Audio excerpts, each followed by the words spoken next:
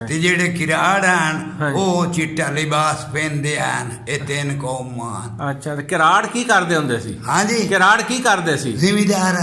ਅੱਛਾ, ਉਹ ਵੀ ਜ਼ਿਮੀਦਾਰ ਜਿਵੇਂ ਹੁਣ ਮਤਲਬ ਇਥੋਂ ਦੇ ਜ਼ਿਮੀਦਾਰ ਹਨ, ਉਹਨਾਂ ਦੀ ਜ਼ਬਾन हिक। अच्छा।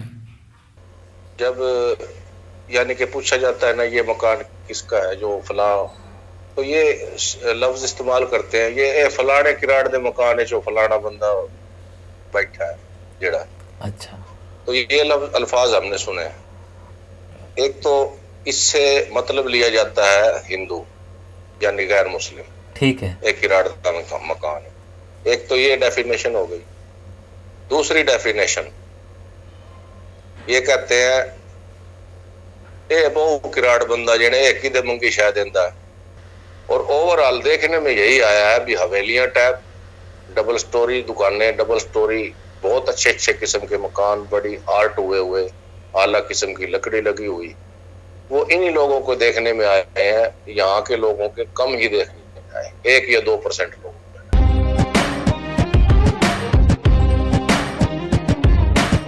किराड़ धोती फाड़। आपने पिछले दिनों एक वीडियो देखा होगा हमारा, जिसमें हमारी हिसार वाली माता जी राम प्यारी गांधी जी ने, उन्होंने ये वर्ड इस्तेमाल किए थे। और मुसलमानों ਨੂੰ ਆਦਾ ਸੇ ਜੱਟ ਜੱਟ ਕੁੰਨਾ ਚੱਟ ਪੱਲੇ ਹੋਈ ਤਾਂ ਧੋਤੀ ਵੱਟ ਉਹ ਆਦਨ ਕਿਰਾੜ ਧੋਤੀ ਪਾੜ ਉਹ ਇੱਥੇ ਰਹਿੰਦੇ ਹਨ। उन्होंने कहा था, तो मैंने उन्हें कहा था कि मैं किराड़ पे ज़रूर एक वीडियो करूँगा, और चाहता था यहाँ पर जो लोग हैं उनके अलावा सरहद पार, जिनकी वजह से हमें ये शब्द मिला या हमें बार बार सुनने को मिलता है, या आज भी वहाँ पर वो शब्द इस्तेमाल किया जाता है स्पेशली हम लोगों के लिए, तो आखिरकार ये वर्ड किराड़ क्या है। जब इस बारे में मैंने मुर्तजा से बात की तो मुर्तजा ने बड़े हंसते हुए जवाब दिया कि केशव जी तुहानू मैं दसे सां इत्थे अज भी वो क्यों याद करें थे क्या है किराड़ का मतलब। तो आज हमारे साथ हैं मुर्तजा भाई अगेन। और मुर्तजा भाई क्या हाल है? ठीक ठाक जी, आप सुनाएं। बस मेरे बोलने की जरूरत नहीं है, बस आप मुझे अब बता दीजिए आखिरकार ये किस्सा माजरा, ये शब्द क्या है। अच्छा, ये अब मेरी उम्र तकरीबन 45 है, बचपन से सुनता आ रहा हूँ। जब यानी कि पूछा जाता है ना ये मकान किसका है जो फला, तो ये लफ्ज इस्तेमाल करते हैं, ये फलाने किराड़ दे मकान है जो फलाना बंदा बैठा है जेड़ा। अच्छा। तो ये लफ्ज अल्फाज हमने सुने हैं। एक तो इससे मतलब लिया जाता है हिंदू यानी गैर मुस्लिम, ठीक है। एक किराड़ का मकान है। एक तो ये डेफिनेशन हो गई।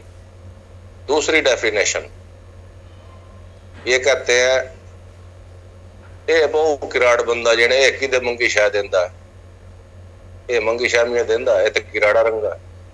इससे एक डेफिनेशन ये निकल गई भाई वो तो कंजूस तरीन लोग थे, एक डेफिनेशन। दूसरी डेफिनेशन थी बड़ा तू दुकान बना लिये, तू ही हुण किराड़ बन गया। अच्छा।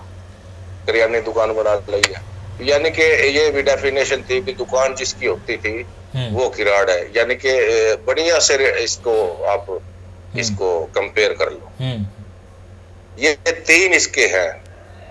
अब इस लफ्ज की एक खास मैं बता दूं कि ये लोग क्या थे। तो वेस्ट पंजाब में कारोबार बिजली चली गई केशव जी।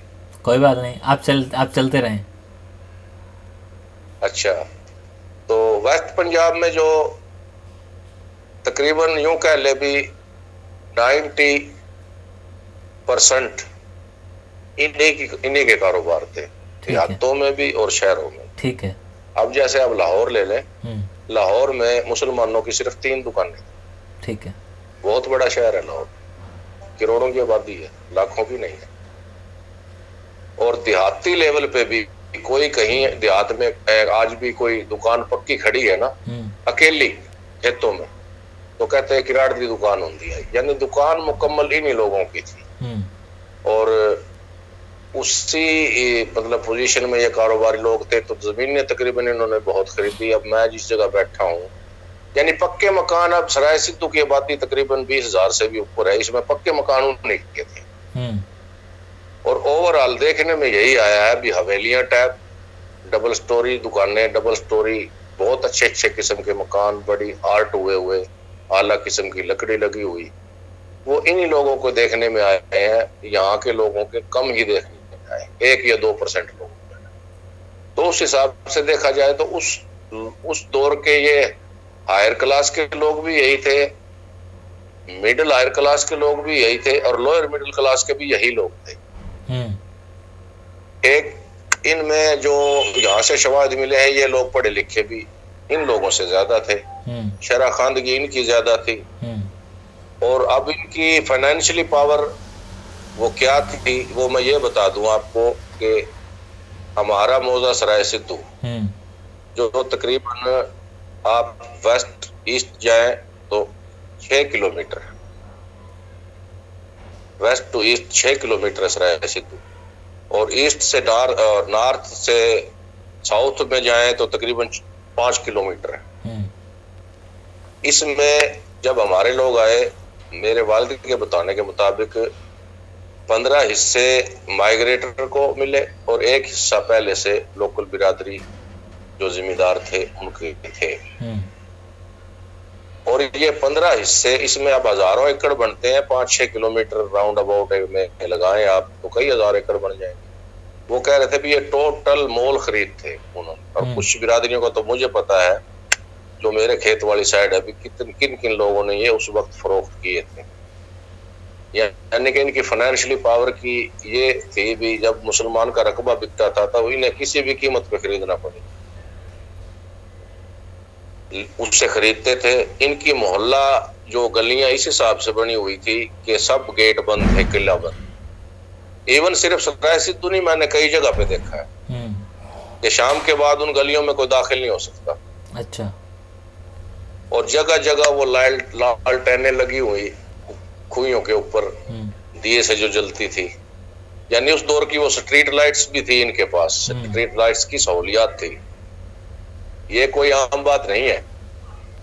उस वक्त दिया जलाने के लोगों को तेल नहीं मिलता था।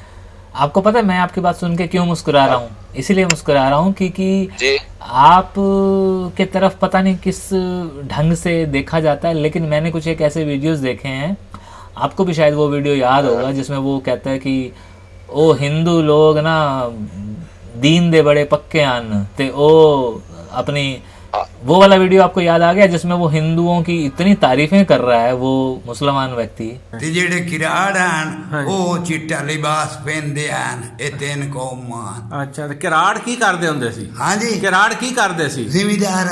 अच्छा, जिमीदार जिवें हुण मतलब इत्थों दे जिमीदार हैं, उन्हां दी ज़बान हिक। अच्छा।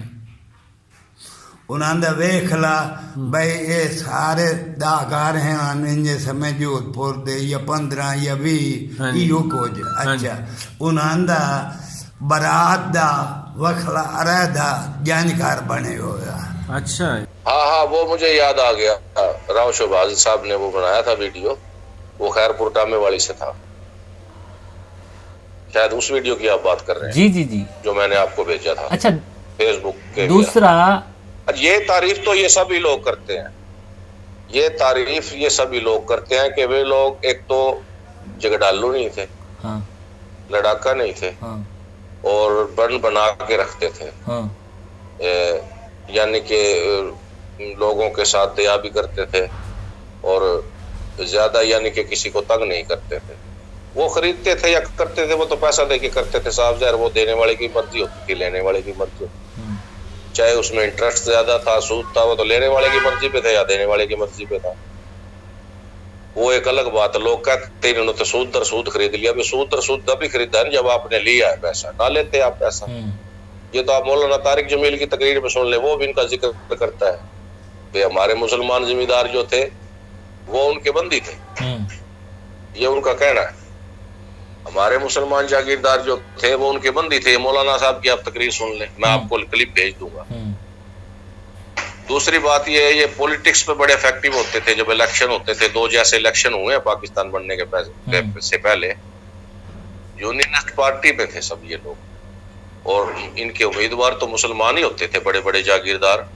हमने ये सुना है भी वो बड़े बड़े जागीरदार भी इन लोगों के साथ उनके बहुत अच्छे ताल्लुकात थे, और ये फाइनेंस करते थे उन लोगों को इलेक्शन में, वैसे मिलने जुलने में ये लोग उनके साथ। और उसके असरात 1947 में भी आए हैं।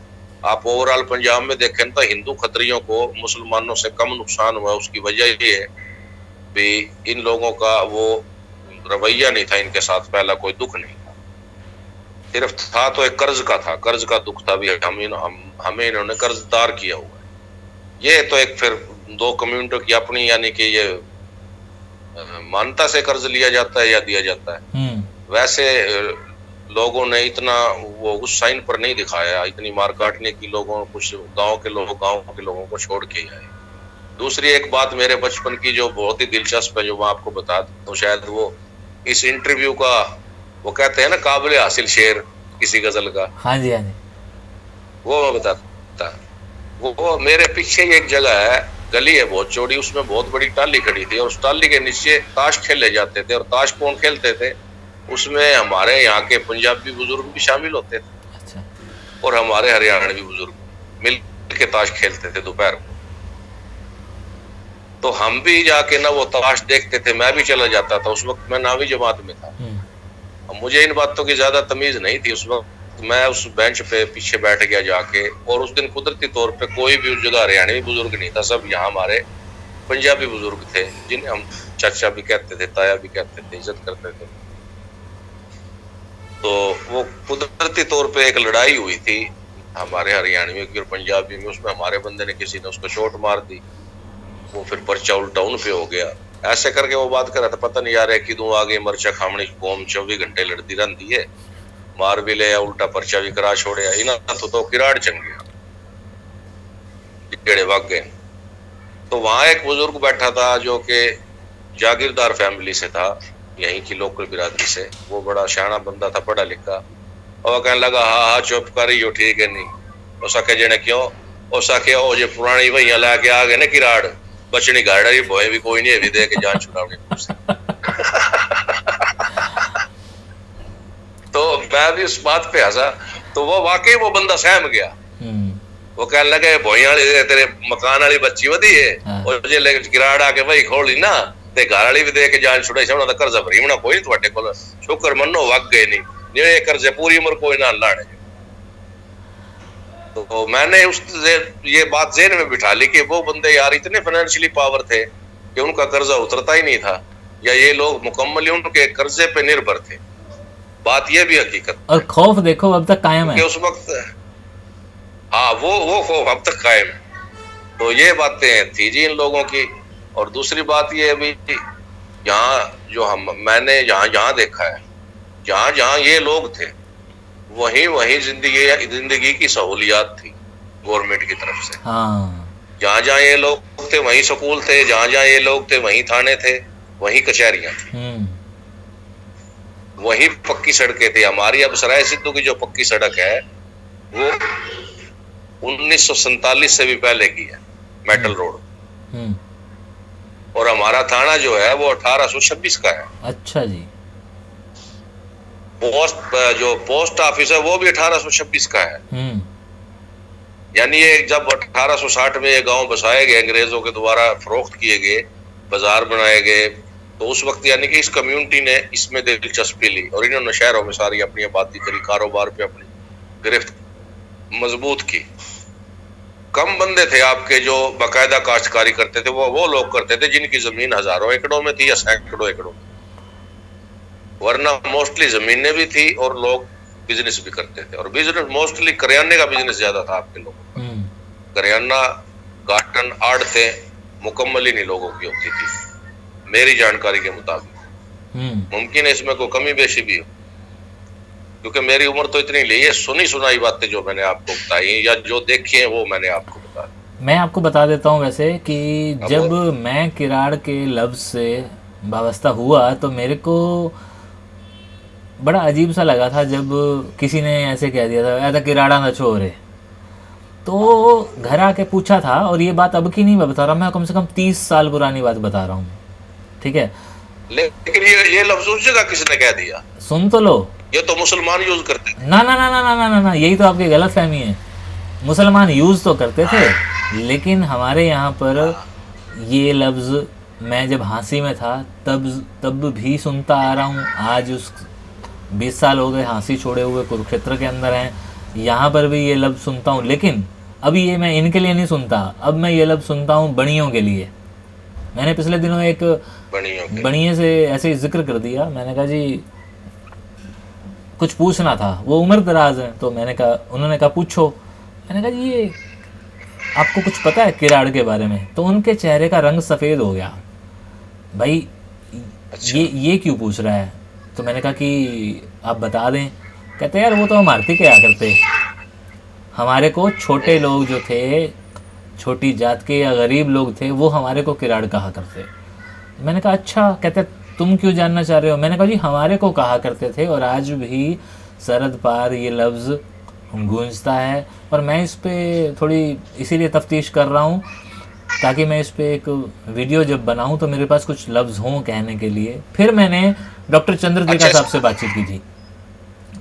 अच्छा अच्छा। फिर मैंने राणा प्रताप गनौरी साहब से बातचीत की थी, लेकिन उन सब ने यही कहा कि जो तुम सोच रहे हो बिल्कुल ठीक सोच रहे हो, और जो मैं सोच रहा था वो यही सोच रहा था जो आपने बताया कि हम लोग जो थे दुकानदार होते थे, बिजनेसमैन होते थे, और पक्के बिजनेसमैन होते थे, मतलब अपनी बइयाँ रखते थे, सूद को छोड़ते नहीं थे। ठीक है, मूल तो चलो है ही है, लेकिन सूद को नहीं छोड़ते थे। तो फिर ये क्लियर हुआ कि ये जो सूदखोर थे, ये जो बिजनेसमैन थे और अपने असूलों के पक्के थे कि नहीं जी अगर दे दिया है तो फिर लेना भी हम जानते हैं। असल में उस वक्त जो है ना, ये कानूनी गिरफ्त ज्यादा थी इनकी, ऐसे नहीं देते थे, उसके लिए जरे जमानत देते थे। एक और सबसे बड़ी बात बताऊं, यहाँ जो मैंने बातें देखी है ना, मुसलमान औरतों के जितने जेवर होते थे वो अमानत इनके पास रखते थे, इन पे ट्रस्ट करते थे। तो यहाँ हमारा महफूज है। तो ये जब कर्ज देते थे ना, उसके जरिए, उसके बदले जब बहुत बड़ा कर्ज होता था तो उसमें तो फिर वो गिरवी वाला सिस्टम चलता था जो गवर्नमेंट से अलाउड था। जमीन रहन रख लिया, मकान रहन रख लिया, उसमें बंदा भाग ही नहीं सकता। और उस वक्त कानून की जो रिट थी आज से बहुत ज्यादा थी, अमल दरामद होता था। और या फिर एक दूसरे के एतमाद भी, छोटा मोटा कर्जा जो था वो एक दूसरे के एतमाद पे लेते देते थे, और जो लेता था वो देने की उसकी भी नीयत साफ होती थी। लोग उस वक्त सच्चे थे, फराड बहुत कम करते थे, चाहे वो मुसलमान थे चाहे वो हिंदू थे, ये आंसर भी शामिल है इसमें।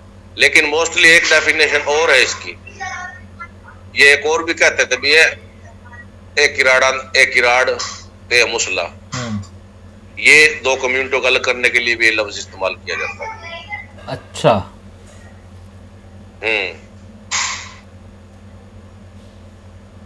लेकिन ये है इन लोगों के मुंह से बेसिकली हमने आपकी कम्युनिटी की बुराई कम सुनी, हमेशा ही अच्छे अल्फाज में, ज्यादा लोग अच्छे अल्फाज में इस्तेमाल याद करते हैं। चलो ये शुक्र है।